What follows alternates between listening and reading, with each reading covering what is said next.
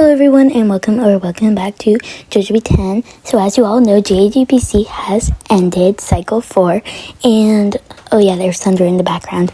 So if you hear anything, thunderstorms, outside, sorry. So yeah, basically I just like to make this video about tips and tricks if you want to have your own photo contest or if you're running one and maybe, you want to watch this video, maybe you'll find out something new that maybe you should add to your photo contest. You don't have to use any of these things. Things I recommend doing to make photo contests easier and better for contestants. So yeah, also at the end of the video I will be talking about Cycle 5 because I am a bit confused right now. I'm wondering when should I host it. I'm still wondering if I should do it or not, if I want to focus on that right now. And about themes, because I'll explain that later. And yeah, basically, let's go. So something I really do recommend is having an email. If you are running a photo contest, please have an email. I know this sounds maybe I should just do it on YouTube and everyone will post their photos on there. I just think it's so much easier to do it by email because I really dislike it, posting photos on my YouTube channel, and so I don't do that most of the time because, unless I really want to support the photo contest.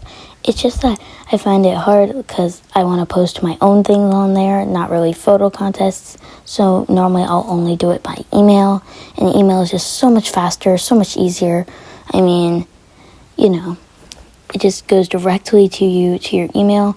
Also, if you're in photo contests and you're posting your photos on your YouTube channel community tab or something like that, it can be really stressful. And if you're in a photo contest and someone posts their photo and you're like, oh my gosh, maybe they're better than me and all that, that can cause a lot of stress. So if you have an email, just do it by there. It's so much simpler. But if you don't have one, then just do it by YouTube. I just think that it's so much easier by using email, and email is just really good. Of course, people in my contest do use YouTube, which I do understand, but I really do encourage email. Okay, so it just started raining really heavy, so if you hear a lot of rain in the background, sorry, it's really loud right now. So the next step is subscribers.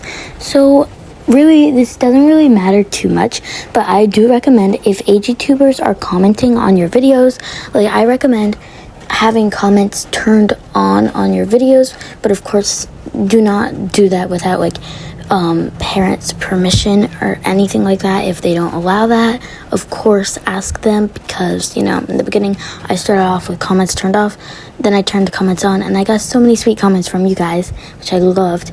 But basically, if you have AGTubers watching your videos, you have people watching them, you're not you have at least over 100 subscribers. When I started JGPC, I had 150. It doesn't really matter, just as long as people are watching your videos, you have views, likes, and comments, because basically that just means you have an audience. Even if you're posting, not all the time people will watch your videos, even if you have thousands of subscribers. I don't know how it's going to work with me in JAGPC Cycle 5, because Cycle 3, 4, 2, 1, all of them, they've been, I've had hundreds of subscribers, not big. I've never had 1,000 subscribers in a photo contest before, except for in Cycle 4 when that video went viral and everything happened, which was absolutely insane. So thank you. Rain again. But basically I just like to say thank you for that, and I'm just nervous for Cycle 5 because I always say everyone's welcome to be in JGPC. Everyone who enters gets in, but I don't know how that's gonna work this time, because if there are 3,000 of you guys right now, I I don't know if I want to get like 1,000 photos sent to my email, so I might have to pick and choose this cycle or do like quadruple eliminations a week. But so basically subscribers doesn't really matter, just as long as you have an audience and everything for it. Then yeah, at least over 100 is a good amount. I know there are people who do it at like 50 subscribers, but I don't know, not many people will enter into those, I feel like. So you really want an audience for it. Definitely if you hit a big milestone, host one. Yeah, so that's that one. This next tip is for people hosting photo contests. If you are hosting a photo contest, I just like to talk about due dates. Okay, so basically I just like to say like sometimes photo contests due dates can be so short. Like the judge doesn't even realize they're that short, and sometimes you just gotta allow extra time.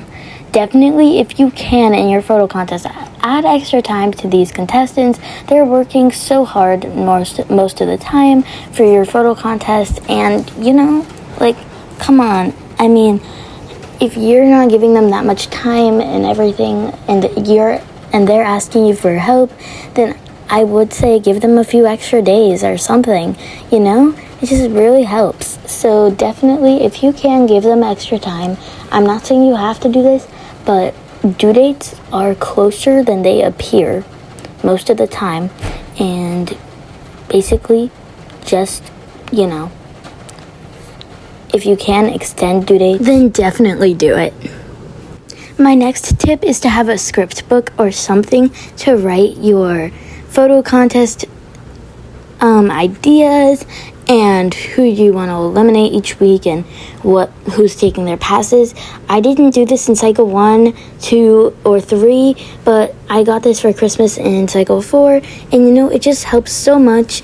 It's a YouTube content planner, and it just really helped me plan out my videos while I was filming and doing everything, the voiceovers. So just definitely recommend this, and even a journal or a notepad will help.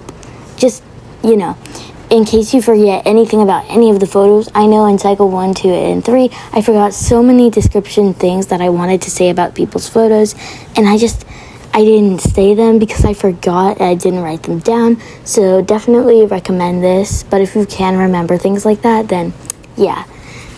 My next few tips are for people in photo contests.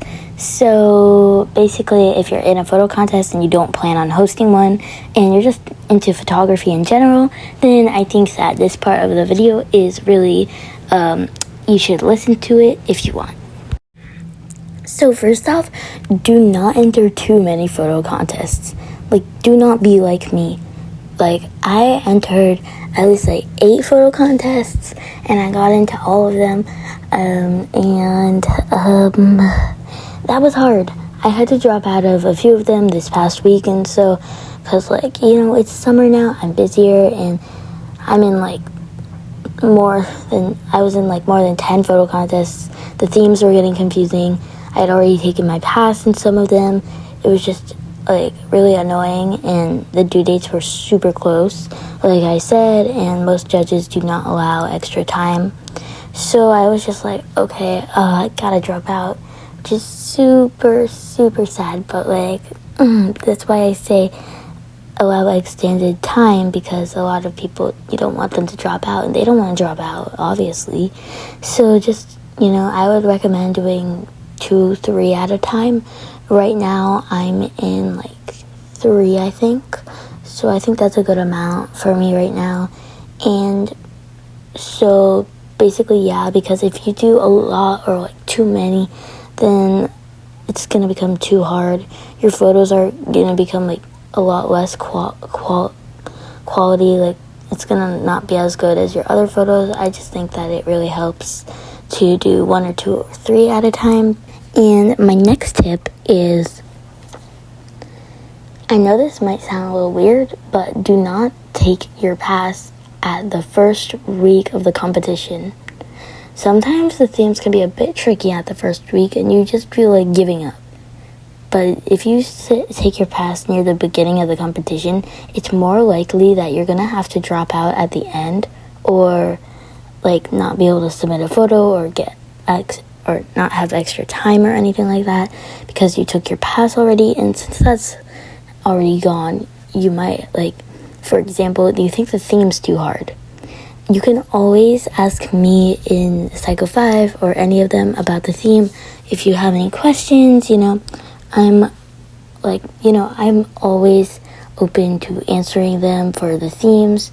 I know sometimes I can choose some difficult ones towards the end of the competitions, so definitely ask your judge about the themes if you feel as though it's too complicated, and maybe they'll explain it to you in more detail or such. And really, I think that, just take your pass towards the end of the competition. But if you're really busy and you seriously have to take your pass, understandable, relatable, yes, I get it.